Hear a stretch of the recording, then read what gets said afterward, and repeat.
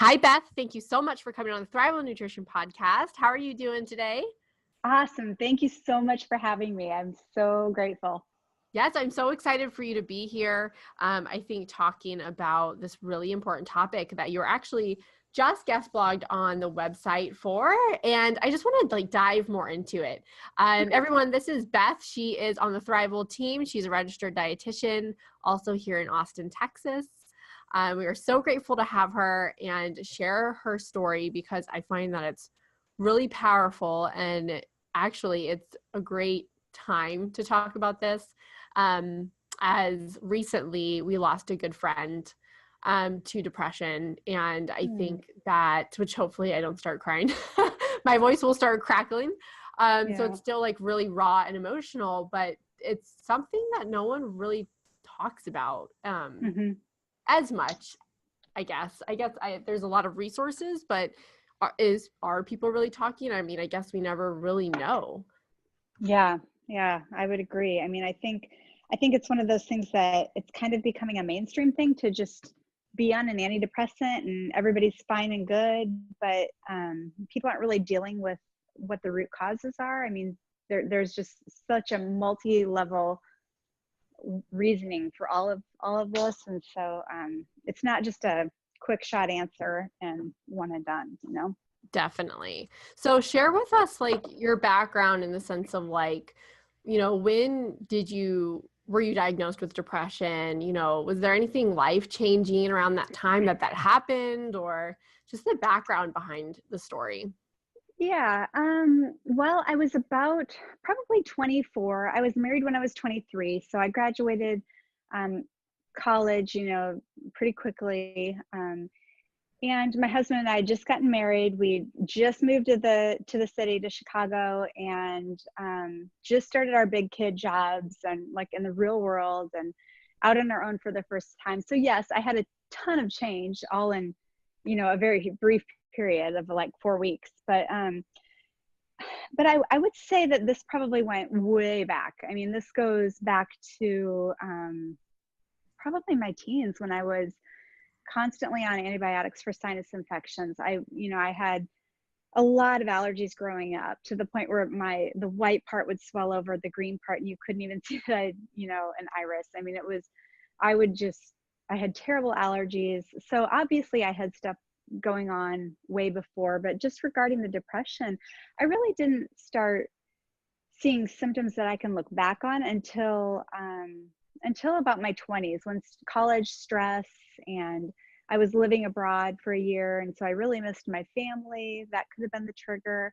But there really isn't just one thing. I think it was just kind of a couple of layers and a lot of life change. And my parents moved from my childhood home across the country to New York, and so it was, a lot of different things that led up to it, I think. But really, I mean, I had a family that I was super close to. My husband was fantastic. My job was great. Everything seemed perfect on the outside.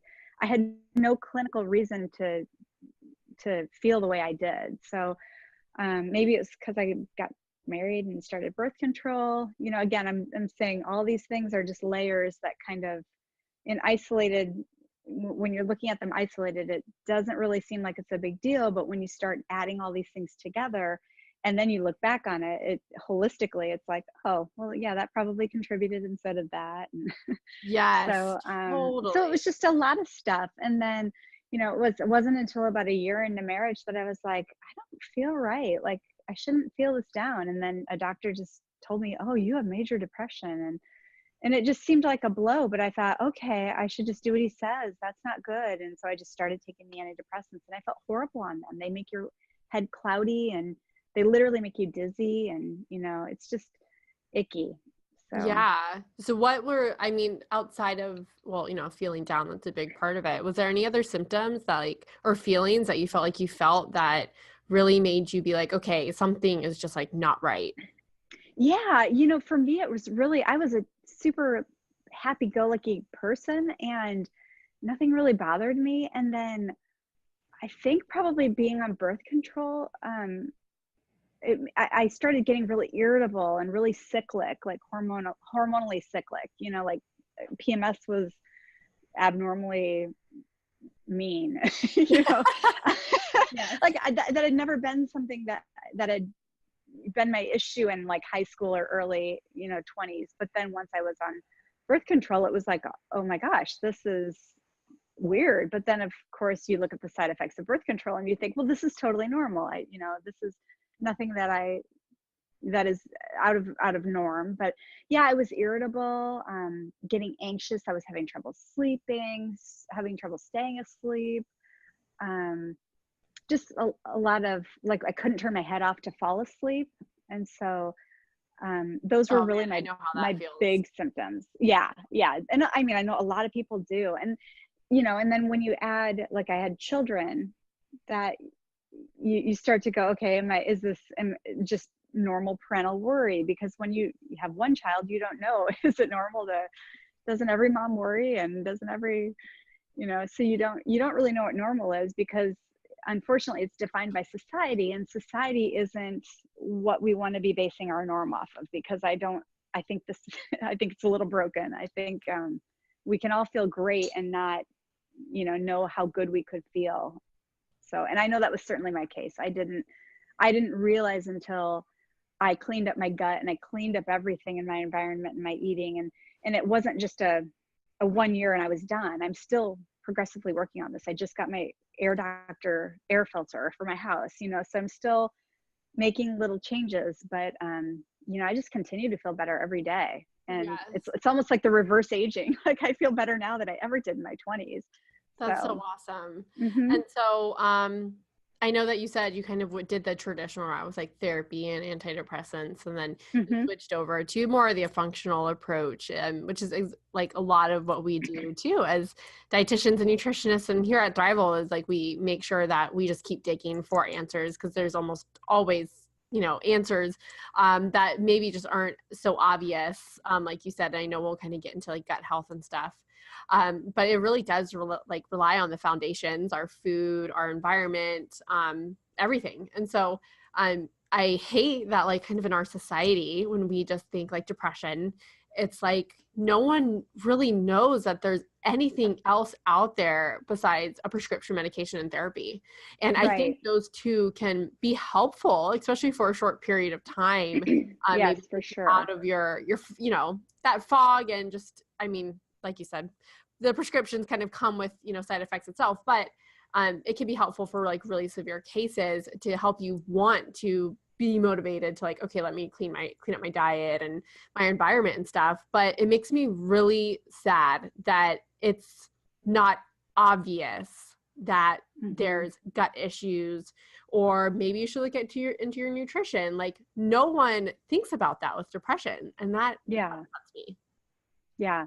Well, and what's even more disheartening is I was a dietitian at the time. It wasn't like a lot of True. people, I think, in functional medicine, they kind of get into this because they had this journey, they had their issues, they had, whatever go on, and then all of a sudden they're feeling better, and then now they want to go into this. But really, I was I've been on both ends of the nutrition spectrum, where I was telling everybody eat low fat because you had a heart attack. I was telling people eat low sodium. I was telling people don't eat sugar, count your carbs a certain way if you're diabetic. And that's just completely, I think, so completely reversed now of how I used to, you know, coach people. So Well, I it's guess it's been an interesting. you live and you learn. And Yeah. um a lot of doctors, they usually start off as pretty traditional, conventional MDs. And Hmm. it's not until, I feel like either they get sick of, not seeing answers, or, like you said, personal health issues that make them dig deeper, to Yeah. actually look for, you know, even just hormones. People, women that we have in practice, they're like, why are you talking about my poop and my gut when, like, I'm Hmm. here for hormones? And now with functional medicine, we do think that way, but it's still such a small percentage of like what's out there.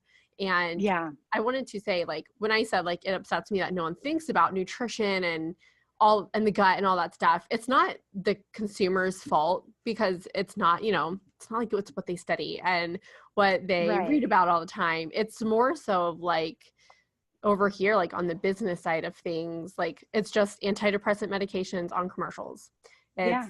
it's like, I don't know, a lack of information and education about, depression, I guess. So I Hmm. just wanted to clarify, like, I don't mean Yeah. to say that it's sad that you don't know about it.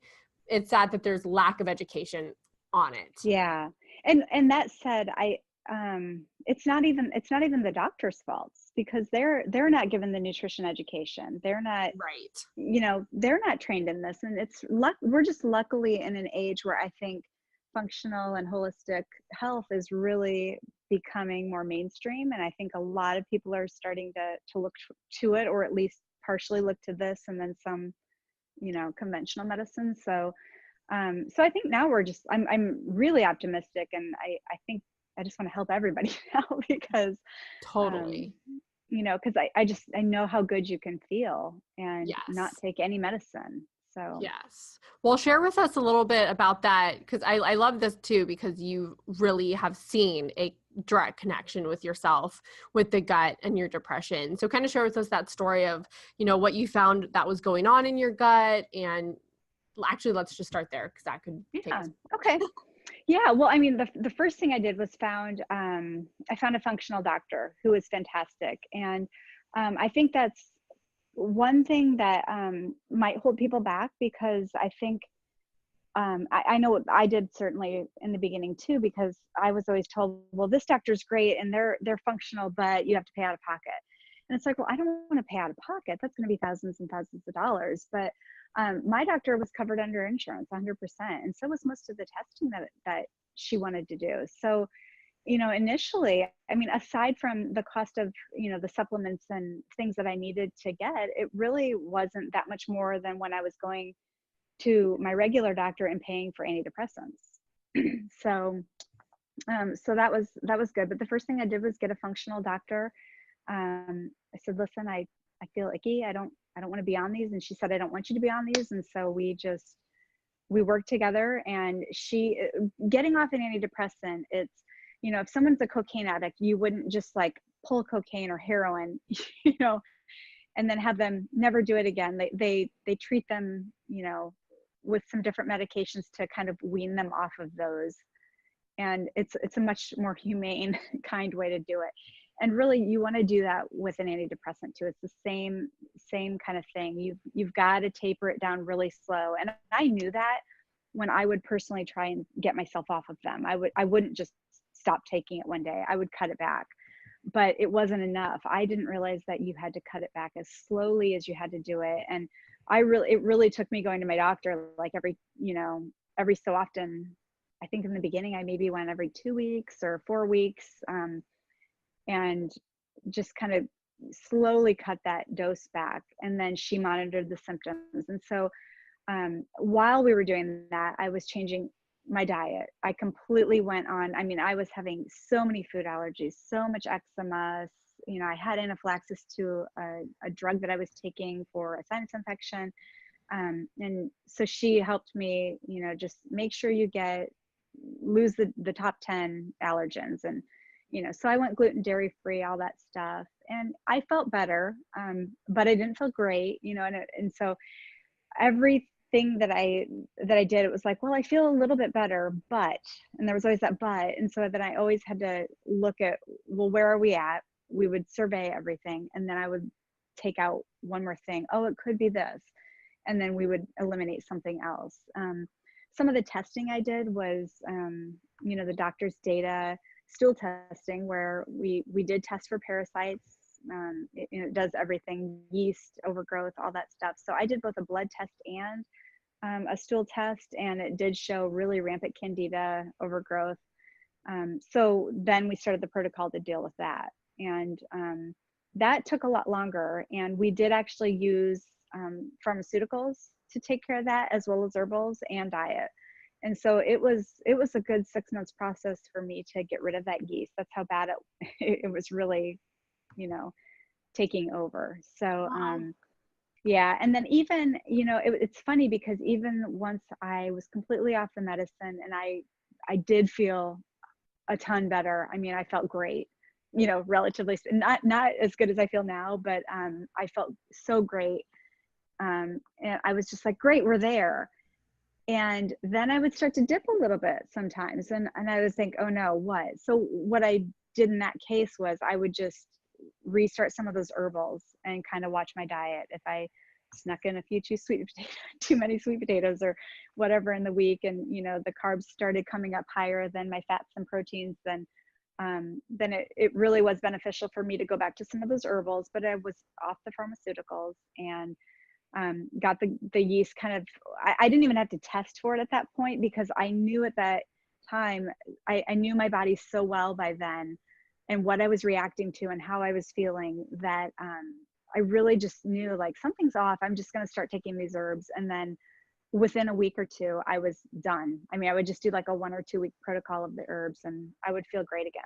So, just, and that helped me learn to sync up like what my diet is messing me up right now, or, or am I too stressed right now? Or am I, I really could kind of piecemeal things and pick it apart.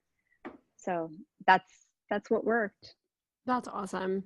And I know that like with the candida and yeast, it's so common, more so than I think what people really realize. And so that's Yeah. why like a stool test is so important. And those stool tests are usually like not covered by insurance, at least the ones that like I recommend, like the GI map or Yeah. the doctor's data. But like it shows so much information sometimes of what's going on inside. And so like I just took mine, and I feel like besides the stupid asthma flare that I got from moving into this house and still trying to figure that out, everything looked good, like bacteria is good. And so like, even if you're not struggling with something right away, like don't wait until you're struggling with Right. something so serious. But like, it also helps like give you feedback on like, okay, my gut bacteria is really good. That must mean like the diet, like what I'm eating is really good. It's giving them fuel to grow, our good gut bacteria. It's keeping things in check, because we'll always have candida in our gut all the Yeah, time. because it's supposed to be there. I mean, it's actually, when in check and in control, in the proper amounts, it's actually good. It's something you have to have in there. But when you let it Yes. run rampant, it does kind of rule the roost. So you don't want to let things get unbalanced. But I mean, like you said, I did. It was no problem for me. I was kind of struggling, like, well, I feel good. Why would I pay out of pocket for this stool test? That seems silly. But I'm so glad I did it, because I was dealing with stuff I had no idea I had going on. I mean, I had parasites, I had obviously the yeast, I had a couple pathogens, um, some, worms. I mean, it was like, I had stuff. I mean, I'd been to third world countries. I know that probably should have been a no-brainer that I probably had some of these things, but, just to know what I was dealing with and how to treat it. And again, it was, I had to take pharmaceuticals for some of those pathogens, but within days of doing that, I immediately, it was like another layer was lifted, like another, cloud was taken off my head, and my Yes. brain fog started going away, and A I lot just of started getting people, more alert. yeah, a lot of people don't realize like yeast contributes to like depression and brain fog and Mm-hmm. anxiety and irritability. If you're having struggle with memorizing things and concentrating, I mean, these like any issues with that really shows like, well, you should probably just check out your yeast. Like this is another layer that you should, get checked out from. And outside, so gut health is obviously very important to kind of figure out what's going on. And I have definitely seen a link between parasites and candida with depression. And Yeah. I think sometimes it's so encouraging, as much as you don't want to have these things, if you're struggling with depression, it's such a relief to know the answer. And while we're dietitians and nutritionists, we can't diagnose. And I Right. always, recommend taking these test results to your doctor. But it's always nice to be like, wow, there's something I can change. Like Yeah. I'm not, this doesn't have to be a forever lifelong thing. And I feel Right. like that in itself is like really encouraging. Yeah, it really is.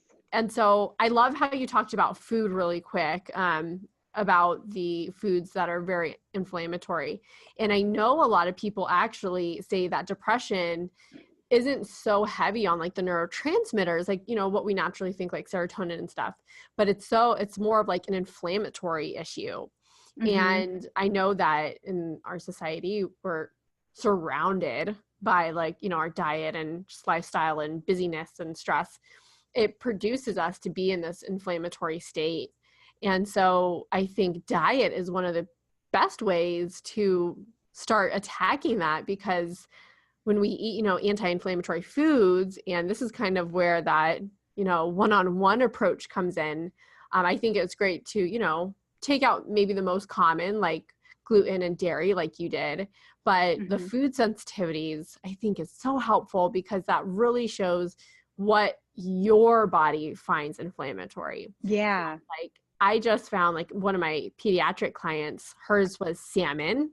I had another client that was cow's milk, of course, the dairy. And I mean, strawberries, crazy, healthier foods, but their bodies, it inflamed them. And Right. I know food sensitivities don't last forever. And they can change, as we, change the way we eat, give our body a break, do some gut work. But I think that's really fascinating, because I never hear about depression being an inflammatory state. I think I first read that when I read Dr. Kelly Brogan's book. I think it's like Beyond the Pill. Or no, I'm thinking Dr. Jolene. What is her book? She just came out with a book, I want to say a couple years ago. It's going to drive me crazy if I don't remember it.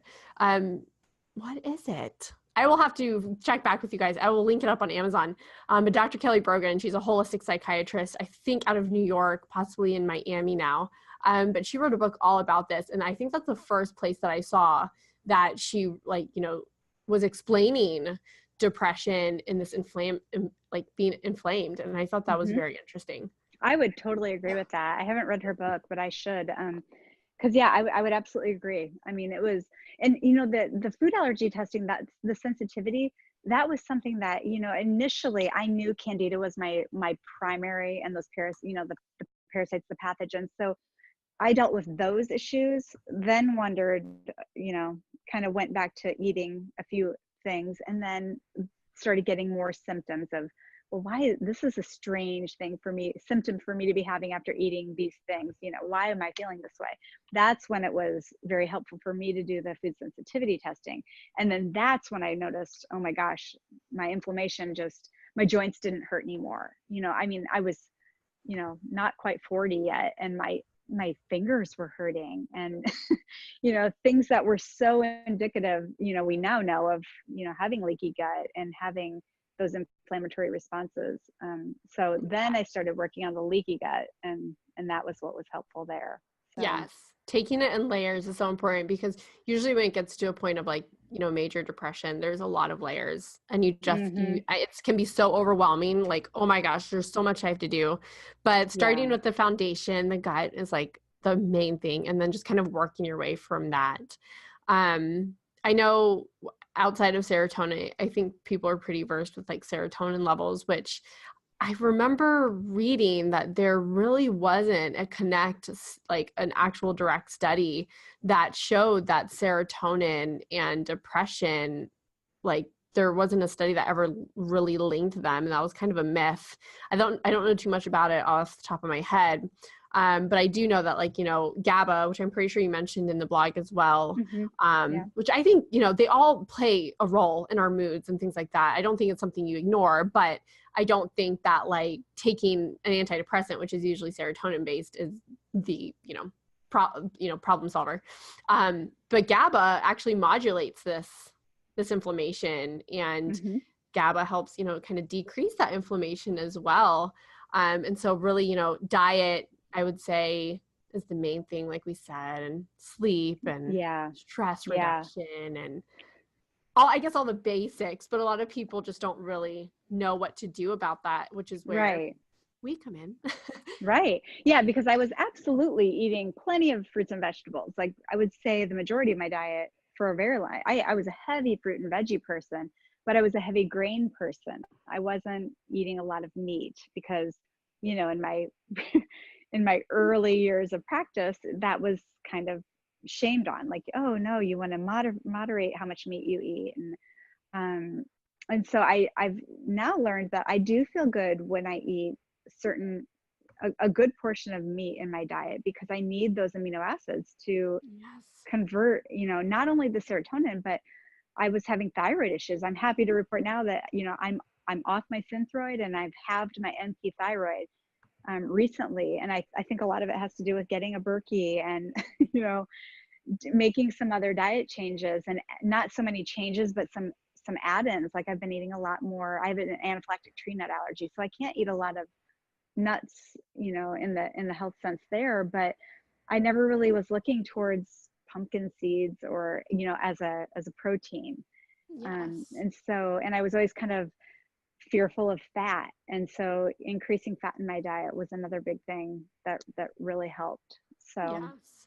Which I'm glad you brought up thyroid, because that's also another major connection with depression and with, I would say, with hormones. Like it's a domino effect. Like once one yes, hormone is kind of out of whack, the others will follow. If your cortisol is high, being stressed, progesterone can decrease. Then it affects estrogen. It's like kind of chicken or the egg at some point of just like, there's a lot of right, hormone things going on, which actually happened first. But right. thyroid is a big one. And I feel like hypothyroid is like booming right now It is. in women. And it's unfortunate. But a lot of it too also goes back to like micronutrients and the nutrition, the selenium, Mm-hmm. all the nutrients that are kind of needed to, have proper thyroid function, zinc, you name it. And so also looking for like nutrient deficiencies. Like if we don't have these building blocks, our organs aren't able to function like they should and produce Yeah. hormones. And Yeah. that's very It's interesting. absolutely true. And that's one thing. Like I just did the metals testing, and I realized without even I had no idea. I think, I eat great. I'm doing everything fine, and I'm feeling fantastic, better than ever. Why would I, need this? And come to find out I had a zinc and a copper deficiency. I mean, I'm really glad that I did that check, because once I got bumped my levels back up, I felt fantastic again. So that's what I'm saying. Like I keep finding little ways to feel better and better every Yes. day. So but yeah, I definitely think, the nutrient testing is huge, very Yes. huge. And I think too, because like, you clean up your candida and your gut's better, you're way better able to absorb the nutrients from the food now. Right. And a lot of people like don't even, I think, realize that like, oh, if your gut isn't working properly, well then maybe I'm eating healthy, quote unquote, but maybe I'm just like, I'm having a hard time absorbing that.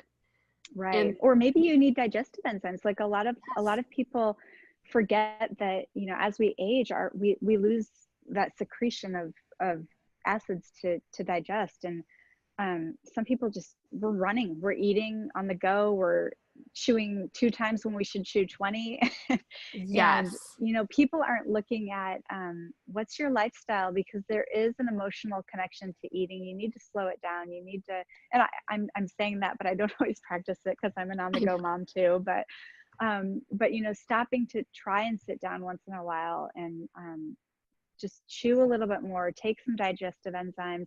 um, I think people think it's normal to see, corn and spinach and carrots in their stool, and it's, you shouldn't be seeing any whole foods in your stool when you have bowel movements.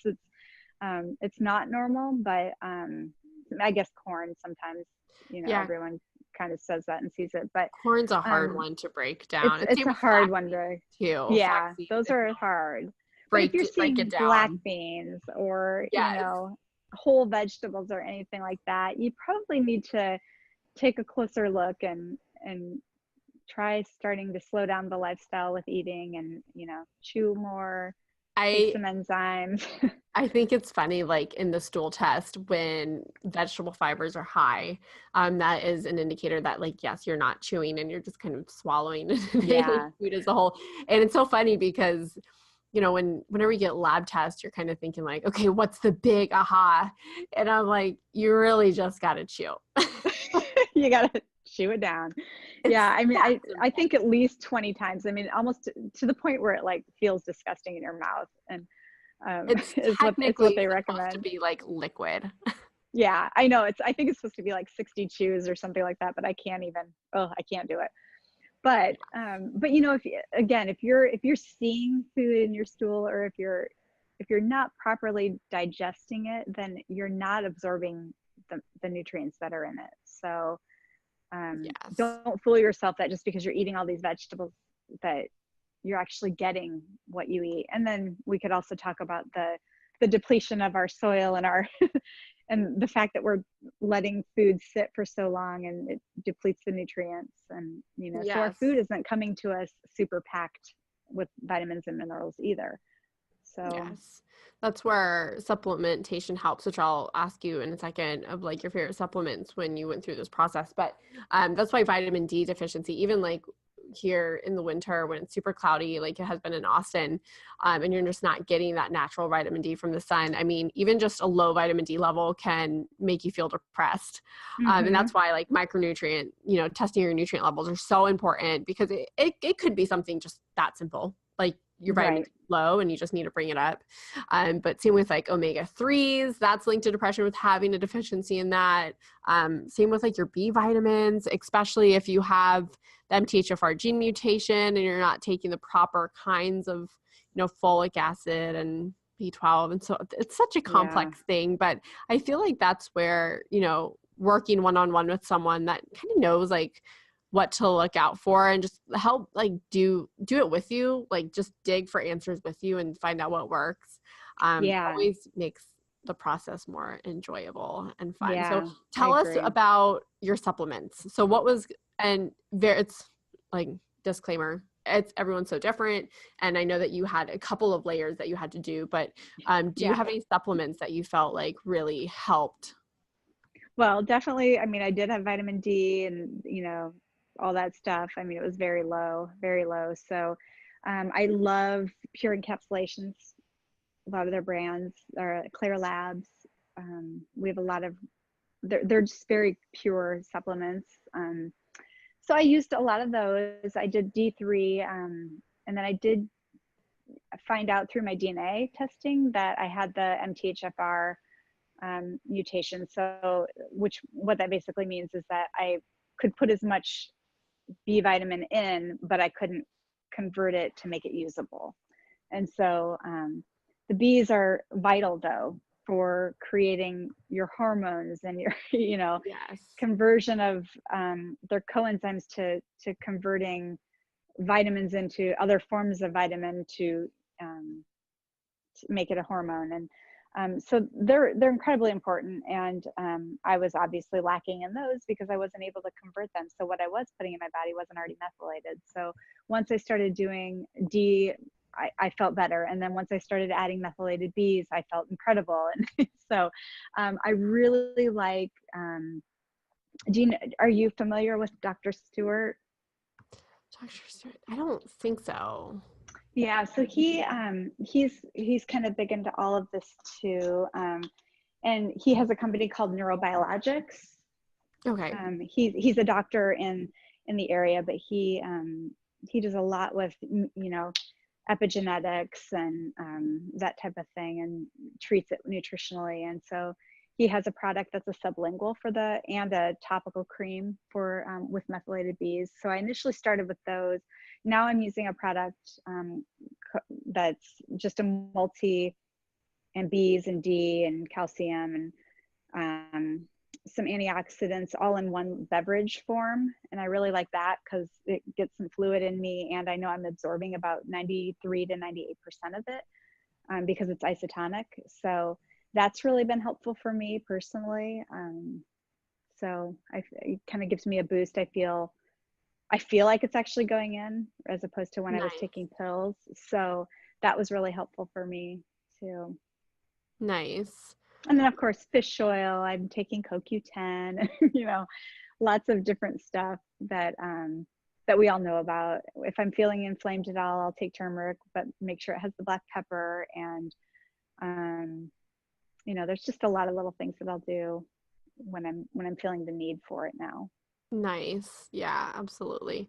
And I think supplements I know some people kind of talk down about them, but I feel like supplements are great for when you need to fill up gaps or you do have a deficiency. It's really hard to kind of fix that deficiency with just food. And supplements can make this a quicker process because, you know, it's easier to get higher dosage and stuff. So Yeah. I think definitely supplements. I know it's easy to like hop on Amazon or go wherever and just kind of like, oh, these sound good for depression. But I find a lot of people waste money because they're ultimately not digging enough, you know, for the bigger issue, or it's just like not working for them. So that's why I'm like, and you want to make sure you're not just putting a Band-Aid on it and kind of yes. getting a placebo effect too. You want to make sure you're always finding the root cause, because you know, you don't need to be paying for really expensive urine, because if you're just excreting it, you're just wasting your money. So Yes, definitely. Well, people can, of course, you know, book Beth for, you know, working with her if you find yourself struggling with depression. Beth is such a great asset to our team, especially with just all your, you know, your journey, because I find that, you know, it probably sucked really bad to go through it, but there's a reason for that. And I think a lot of people love when they work with someone that just understands, you know, how they're feeling and, you know, getting on their level. And so we do, you know, the stool testing and the micronutrient testing and hormone testing and stuff in our practice.